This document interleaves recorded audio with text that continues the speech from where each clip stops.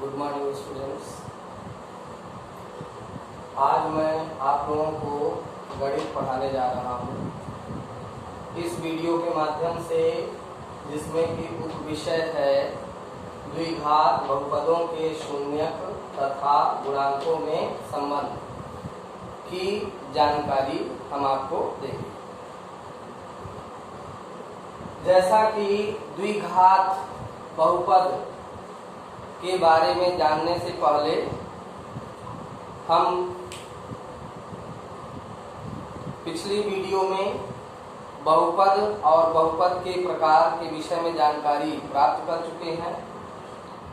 तो यहाँ सर्वप्रथम द्विघात बहुपद यानी ऐसा बहुपद जिसमें द्विघात, तो द्विघात बहुपद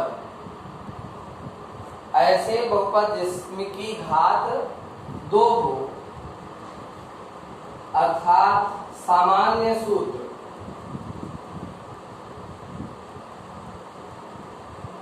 द्विघात बहुपद के सामान्य सूत्र ax² plus bx plus c। इस बहुपद में घातांक है 2, इसलिए यह बहुपद द्विघात बहुपद कहलाता है। इसमें सामान्य सूत्र के रूप में द्विघात, जितने भी द्विघात बहुपद होते हैं वो इसी रूप में होते हैं। x² के साथ गुणांक है 1, तो गुणांक क्रमशः यहाँ पर x² का गुणांक है a, x का गुणांक है b तथा c गुणांक है जो बिना x के है, अर्थात तीसरा गुणांक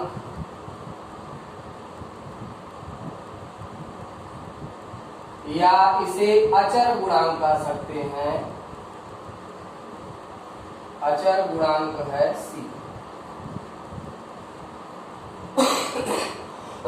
द्विघात में यदि मानक रूप में द्विघात को रखा जाए, अर्थात बड़ी घात पहले छोटी घात बाद में और फिर उसके बाद बिना वेरिएबल के, बिना चर पद के, तो अवरोही घात क्रम में ये व्यवस्थित है, मानक रूप में यह व्यवस्थित है।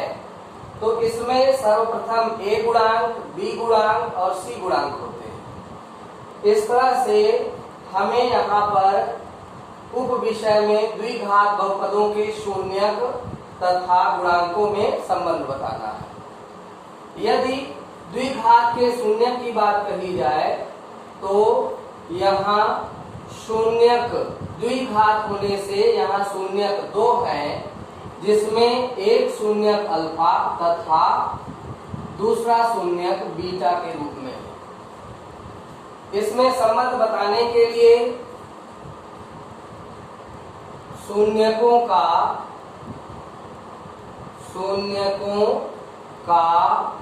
योग हल बराबर अल्फा प्लस बीटा, इसके लिए सूत्र है -b/a। यह है संबंध अल्फा प्लस बीटा, शून्यकों का योग हल।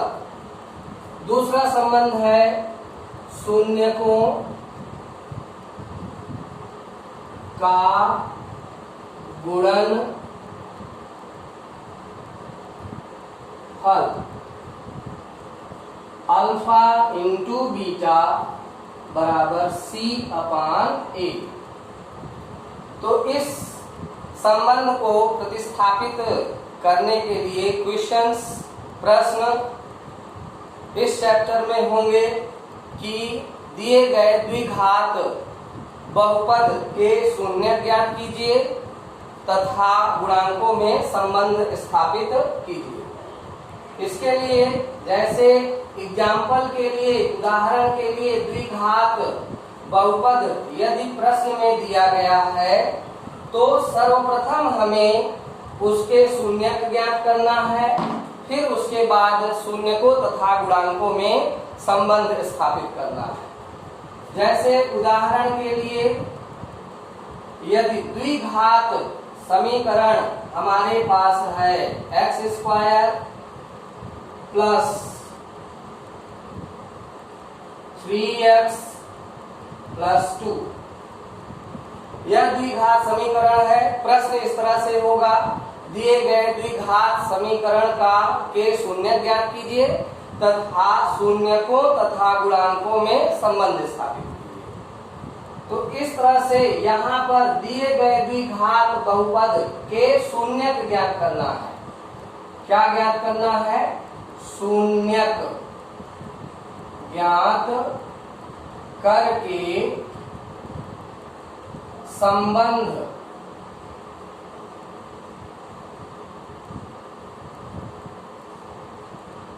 स्थापित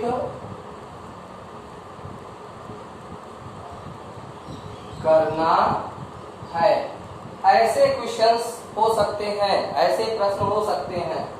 तो इसके लिए हम दिए गए द्विघात बहुपद का मध्य पद के द्वारा गुणनखंड करेंगे।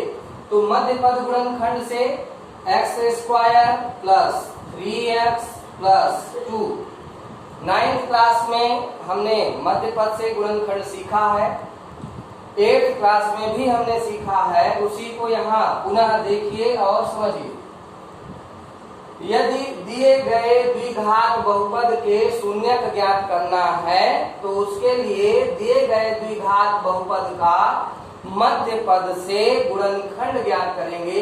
तो यहाँ प्रथम पद है x², मध्य पद है 3x और अंतिम पद है, तृतीय पद है 2। तो मध्य पद में संख्या है 3। तो इस मध्य पद की संख्या 3 को दो ऐसी संख्याओं में वितरित करना है, बांटना है कि उन दोनों संख्याओं का गुणनफल 2 आना चाहिए और जोड़े तो 3 आना चाहिए। अर्थात यहाँ गुणनफल के रूप में क्या मिलना चाहिए? 2, और यह 2 धनात्मक है। तो धन संख्या का गुणनफल धन प्राप्त होता है। अर्थात मध्य पद में जो संख्या है उसे 2 संख्या में, ऐसी 2 संख्या में चेंज कर देना है, बदल देना है, बांटना है जिनका गुणनफल धनात्मक 2 आए। तो इस तरह से 2 और 1 का गुणा करने पर 2 यानी ये तीसरी संख्या प्राप्त होती है और इन्हीं दोनों संख्याओं का योगफल करने पर मध्य वाली संख्या प्राप्त होती है। तो इस तरह से यदि दोनों ये शर्तें बांटी गई दोनों संख्याओं के अनुसार अनुकूलित है, संबंध स्थापित है, दोनों संबंध प्राप्त होता है, तो वह संख्याएं मध्य पद गुणनखंड के लिए सही है। तो यहाँ पर इस क्वेश्चन के लिए, इस द्विघात समीकरण के लिए मध्य पद में जो 3 है, 3 को 2 अन्य संख्याओं के रूप में वितरित कर देना है, बांट देना है, जिनका योगफल स्वयं यही मध्य पद आए, मध्य वाली संख्या आए और उनका गुणनफल तीसरी संख्या आए। यदि ये दोनों संबंध स्थापित हो रहे हैं तो इसका मतलब है कि हमारा गुणनफल सही है, यानी चुनी गई संख्याएं हमारे मध्य पद के गुणनखंड के लिए सत्य हैं। तो इसको कैसे करेंगे? x² 3 की जगह पर यही 2 संख्याओं के रूप में बदल देना है। 2 + 1 ब्रैकेट के बाहर x, यानी 3 की जगह पर यही 2 संख्याएं 2 + 1 लिख लेना है और ब्रैकेट के बाहर यही x उतार लेना है और +2 = 0। देखिए गौर से, पहला पद हमने उसी तरह उतार लिया है, लास्ट पद उसी तरह उतार लिया है, मध्य वाली संख्या को हमने दो अन्य संख्याओं में बदल दिया है। इस तरह के नियम को ही हम कहते हैं मध्य पद गुणनखंड। अब x स्क्वायर ब्रैकेट खोलिए, गुणा करिए, ब्रैकेट और x के बीच में गुणा है, यानी गुणा करते हुए इस ब्रैकेट को खोलेंगे तो x और 2 में गुणा करेंगे तो धन धन का गुणा धन, और x और 2 में गुणा करने पर 2 और x में गुणा करेंगे तो प्राप्त होता है 2x। x और x में गुणा करेंगे x आएगा और ये 2 उतार लेंगे, उसी तरह ये है। अब ये 4 पदों में आ गया, 4 पदों में से दो पदों का पेयर बना लीजिए, जोड़ा बना लीजिए। दोनों पहले पेयर में, इस पहले जोड़े में कौन सी ऐसी संख्या है जो कॉमन है? कॉमन है यहाँ पर x, यहाँ भी x है और यहाँ भी x है, तो x को हम कॉमन ले लेते हैं और ब्रैकेट के अंदर जो शेष संख्या बचती है उसको लिख देते हैं। x कॉमन लेते हैं, यहाँ x स्क्वायर है, x स्क्वायर का मतलब x गुणे x 2 बार, इसमें से ये x कॉमन हो गया तो ये x यहाँ बचेगा पहले पद में, और ये आगे है प्लस चिन्ह और इसमें से x कॉमन लेने पर यहाँ बचेगा 2 और फिर ये धन चिन्ह। इन दोनों संख्याओं में कॉमन संख्या हमारे पास है 1 और ब्रैकेट के अंदर बचेगा x प्लस 2 इक्वल 0। इस तरह से गुणनखंड हमें प्राप्त हो जाता है x plus 2 x plus 1 equal 0।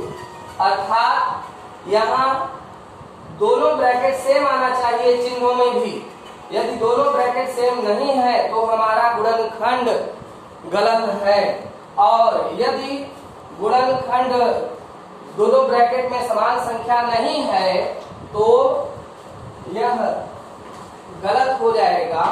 तो इस तरह से दोनों ब्रैकेट में समान संख्या होनी चाहिए, और ब्रैकेट जब कॉमन हम ले लेंगे तो यहाँ दूसरे कोष्टक में बचेगा x प्लस 1।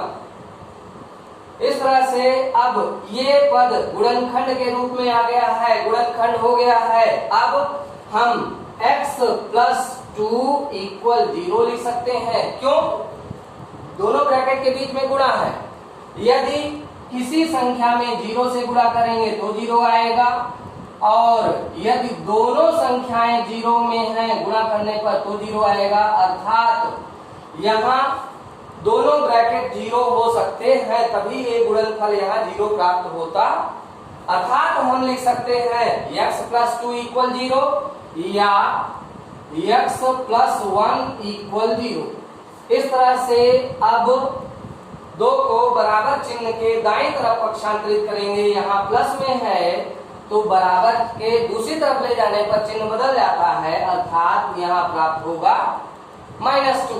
यहाँ प्लस में है, उधर ले जाने पर -2 या x इक्वल -1। इस तरह से x के 2 मान हमें यहाँ प्राप्त होते हैं, और यही दोनों मान द्विघात के 2 शून्यक हैं, एक अल्फा और दूसरा बीटा। तो ये शून्य के रूप में, शून्य अर्थात x के मान, तो यहाँ मध्य पद से गुणनखंड करते हुए हम x का मान प्राप्त करते हैं, और x के जो ये मान आए हैं यही है अल्फा और बीटा। अब यहाँ पर संबंध स्थापित करेंगे, तो यहाँ संबंध के लिए हमने अभी सूत्र आप लोगों को बताया है, जिसमें कि अल्फा प्लस बीटा के लिए फार्मूला हमारे पास है -b/a। ये याद कर लेना है फार्मूला, अल्फा प्लस बीटा। जब सूत्र याद होगा तभी हम संबंध स्थापित कर सकते हैं, सूत्र नहीं याद होगा तो फिर हम संबंध स्थापित नहीं कर सकते हैं। मध्य पद के अनुसार हमने गुणनखंड किया, अल्फा का मान 2 और बीटा का मान -1 -2।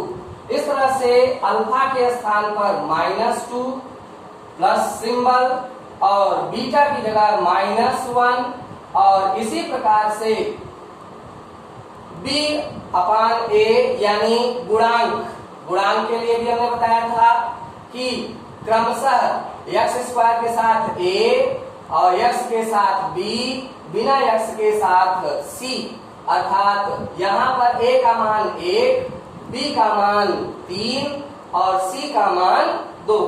तो यहाँ पर हम मान रखते हैं माइनस सिंबल ये फार्मूले से, और b का मान यहाँ पॉजिटिव है लेकिन ये +3, और ये चिन्ह जो है ये फार्मूले से आया है, और a का मान 1। इस तरह से -2 -1 प्लस माइनस मल्टीप्लाई करेंगे माइनस आएगा, या 1 से डिवाइड करेंगे -3।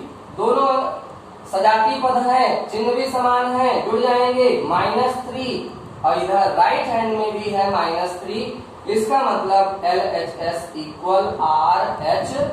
तो बायां पक्ष दायां पक्ष वैल्यू समान आ गई है, तो इसका मतलब है कि हमने संबंध सत्यापित कर लिया। इसी प्रकार से दूसरा संबंध अल्फा इंटू बीटा के लिए, अल्फा इंटू बीटा फार्मूला है C/A। इसके पहले हमने बताया है अल्फा की जगह अल्फा की वैल्यू -2 इंटू बीटा की जगह पर बीटा की वैल्यू, ये बीटा की वैल्यू हुआ -1 इक्वल C की वैल्यू, द्विघात समीकरण में से C की वैल्यू है 2 और A की वैल्यू है 1, इस तरह से /1। माइनस माइनस का गुणा करेंगे +2 और राइट हैंड में भी 2, इस तरह से LHS इक्वल RHS। तो हम मध्य पद से इस तरह गुणनखंड करने के पश्चात यहाँ मूल यानी शून्य ज्ञात कर लेंगे, और फिर मूलों का योगफल या शून्यकों का योगफल फार्मूला लगाते हुए यहाँ संबंध स्थापित कर लेते हैं। इसी में कुछ प्रश्न हमारे पास इस तरह से होंगे जिसमें हमें द्विघात समीकरण प्राप्त करना है, और द्विघात समीकरण प्राप्त करने के लिए जैसे क्वेश्चन में पढ़ रहा हूं, एक द्विघात बहुपद ज्ञात कीजिए जिसके शून्यकों का योग तथा गुणनफल क्रमशः दी गई संख्याएं हैं। तो यहाँ पर अब एक नए तरीके के प्रश्न को हम बता रहे हैं जिसमें शून्यकों का योगफल और शून्यकों का गुणनफल दिया है, और उसके द्वारा हमें द्विघात समीकरण बनाना है। जैसे कि उदाहरण हम लेते हैं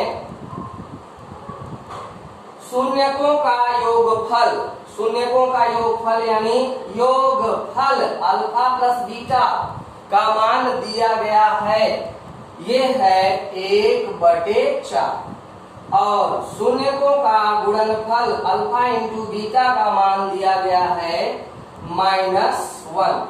अब यहाँ हमें समीकरण प्राप्त करना है, तो समीकरण बनाने के लिए हमारे पास सूत्र है द्विघात समीकरण के लिए फार्मूला है x² माइनस मूलों का योगफल या शून्यकों का योगफल, मूलों का योगफल, अब ब्रैकेट के बाहर x पुनः प्लस मूलों का गुणनफल, मूलों का गुणनफल इक्वल 0, या प्रतीक के रूप में लिखना चाहें तो x² ब्रैकेट में अल्फा प्लस बीटा मूलों का योगफल x प्लस मूलों का गुणनफल अल्फा इंटू बीटा इक्वल, यही सूत्र प्रतीक के रूप में है। तो चाहे इस सूत्र को लिख करके सॉल्व कर सकते हैं या इसे लिख करके मूलों का योगफल अल्फा प्लस बीटा ये दिया है, अल्फा प्लस बीटा की जगह अल्फा प्लस बीटा का मान रख दो, अल्फा इंटू बीटा की जगह अल्फा इंटू बीटा का मान।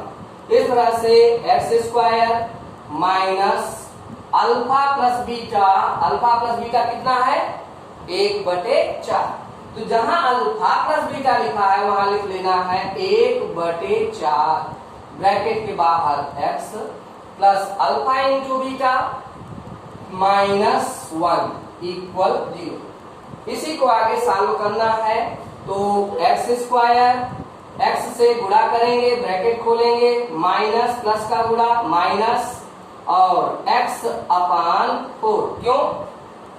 जब x में 1 से गुणा करेंगे x आएगा, 2 1 कम 2, 3 1 कम 3, इसी तरह x 1 कम x आएगा, x अपान 4 और प्लस माइनस 1 इक्वल 0। बटे की वैल्यू द्विघात से हटाने के लिए जितना यहाँ पर वैल्यू बटे में है पूरे में एलसीएम ले सकते हैं, एलसीएम लेकर सॉल्व कर सकते हैं, या तो जितनी वैल्यू है उसके एलसीएम से पूरे समीकरण में गुणा कर दें तो अपने आप ये बटे की वैल्यू हट जाएगी। अर्थात यहाँ पर 4 से गुणा करने पर, और 4 से गुणा करेंगे तो यहाँ 4x स्क्वायर, अब देखिए माइनस x अपान 4 है, इसमें गुणा 4 से करेंगे, 4 से 4 कैंसिल हो गया तो बचा क्या? x only. x 1 में 4 से गुणा करेंगे तो 4 ये आएगा, माइनस में 4 और 0 में राइट हैंड में 0 में 4 से गुणा करेंगे 0। इस तरह से यह द्विघात समीकरण हमें प्राप्त हो जाता है। तो एक वैरायटी, एक तरह के क्वेश्चन ये होंगे और इस तरह से हम समीकरण सूत्रों का उपयोग करते हुए प्राप्त कर सकते हैं। हाँ, ध्यान ये देना है कि क्वेश्चन में, प्रश्न में यदि मूलों का योगफल, शून्यकों का योगफल, मूलों का गुणनफल या शून्यकों का गुणनफल दिया है तब इस तरह से करना है। मान लीजिए हमें द्विघात समीकरण बनाना है और द्विघात समीकरण में मूल अलग अलग दिए गए हैं। अल्फा, किसी क्वेश्चन में मान लेते हैं अल्फा अलग दिया है, बीटा अलग दिया है। अल्फा की वैल्यू मान लेते हैं यहाँ पर 4 है और बीटा की वैल्यू यहाँ पर -2 है। तो हमें द्विघात समीकरण बनाना है। तो द्विघात समीकरण बनाने के लिए अब देखिए, इसके पहले वाले प्रश्न में मूलों का योगफल और मूलों का गुणनफल दिया था, लेकिन अब इसमें अल्फा और बीटा यानी दोनों मूल अलग अलग दिए गए हैं। तो इस कंडीशन में सबसे पहले मूलों का योगफल अल्फा प्लस बीटा ज्ञात करना होगा। यानी अल्फा की जगह अल्फा की वैल्यू रख दो 4 और बीच में प्लस लगाओ, बीटा की जगह बीटा की वैल्यू -2 रख लो और सॉल्व करो। 4 प्लस माइनस -2 और घटाने पर यहाँ बचता है 2, यानी अल्फा प्लस बीटा की वैल्यू आ गई 2। पुनः यहाँ अल्फा इंटू बीटा ज्ञात करेंगे। अल्फा इंटू बीटा के लिए अल्फा की जगह 4 इंटू बीटा की जगह पर ये -2 मल्टीप्लाई करेंगे तो ये आएगा -8। 4 2 जा 8। अब इसके बाद द्विघात समीकरण का फार्मूला लगा देते हैं। द्विघात समीकरण x square minus alpha plus beta bracket के बाहर x plus alpha into beta equal 0। तो इस तरह से यहाँ x square alpha plus beta की जगह अल्फा प्लस बीटा की वैल्यू 2 ब्रैकेट के बाहर x plus alpha into beta कितना प्राप्त किए हैं? -8। तो अल्फा इंटू बीटा की जगह -8 इक्वल 0 और इसको सिंप्लीफाई करके लिख दो x square minus 2x minus 8 equal, ये द्विघात समीकरण है। इस तरह से हम द्विघात समीकरण प्राप्त कर सकते हैं। और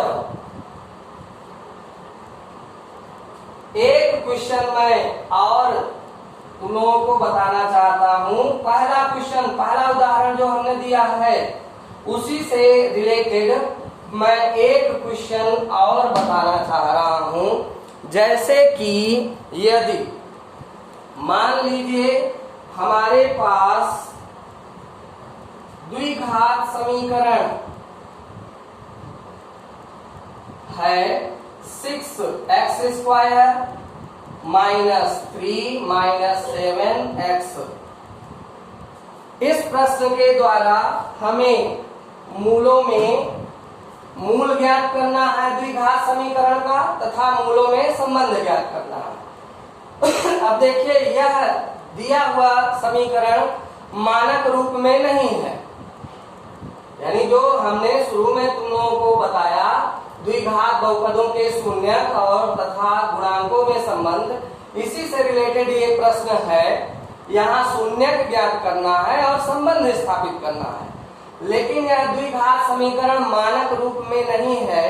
पहले इस समीकरण को मानक रूप में व्यवस्थित करेंगे तो 6x² माइनस 7x माइनस 3 = 0, अर्थात घात घटते क्रम में लिखना है जिससे कि यह द्विघात मानक रूप में हो।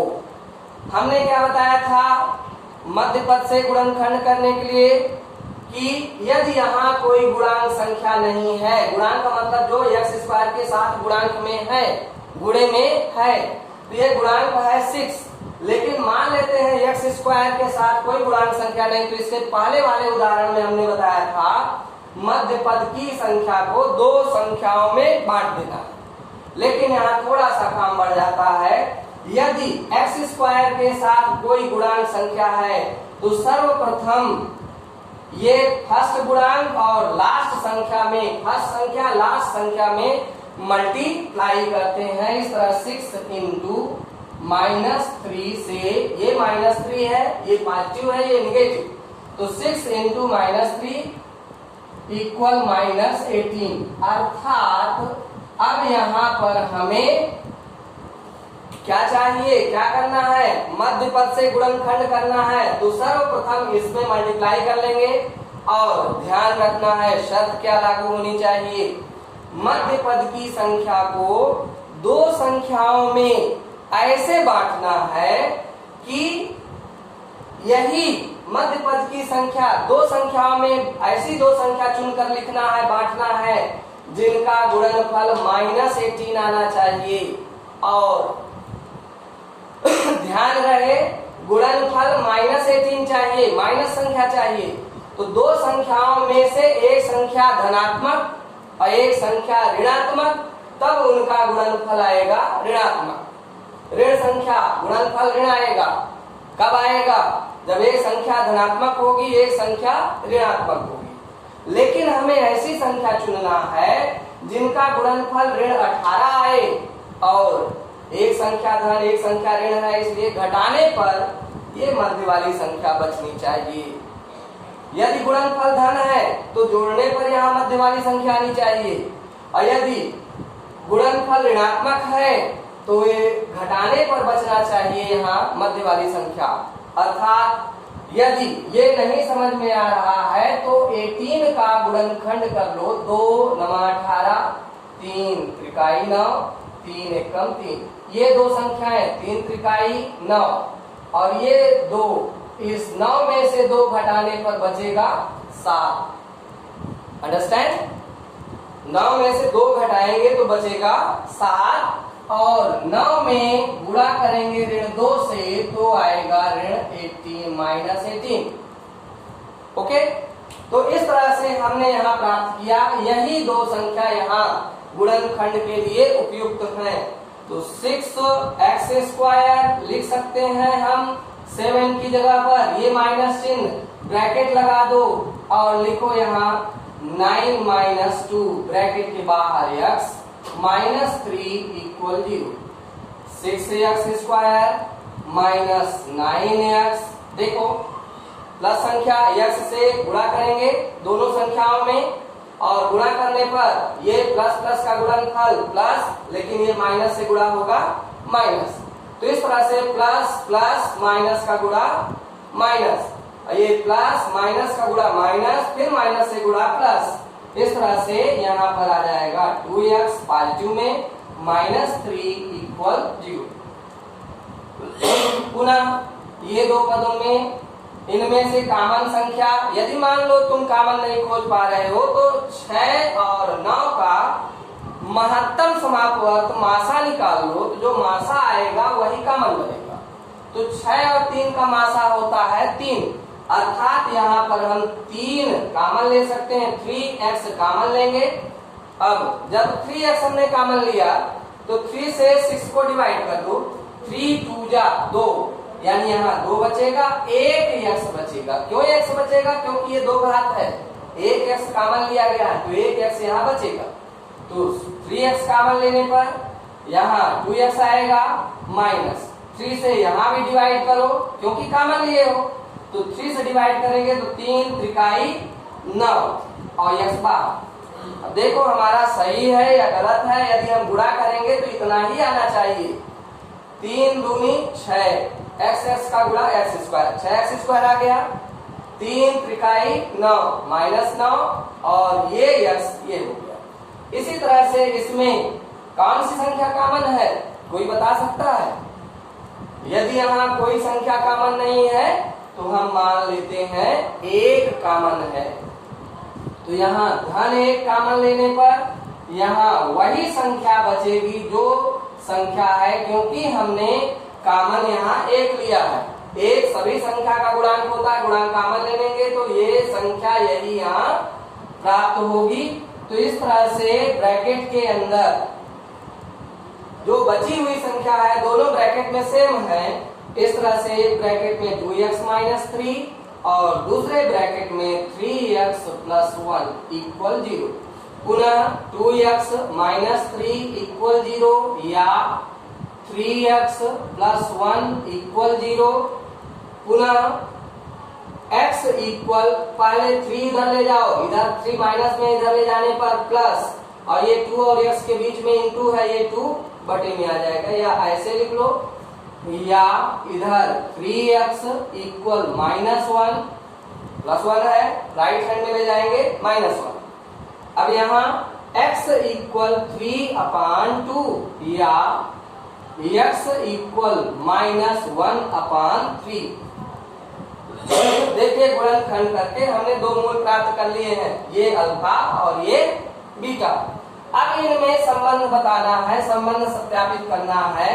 तो संबंध के लिए हमने बताया था भी कि फार्मूला यूज करेंगे, अल्फा प्लस बीटा मूलों का योगफल माइनस b/a। अल्फा की जगह अल्फा की वैल्यू 3/2 और प्लस बीटा की जगह बीटा की वैल्यू माइनस 1/3 माइनस फार्मूले से b की वैल्यू, ये गुणांक संख्या, ये द्विघात मानक स्टैंडर्ड रूप, मानक रूप में जो है इसमें, इस वाले में यहाँ a b c, b की वैल्यू ये 7 है, माइनस में है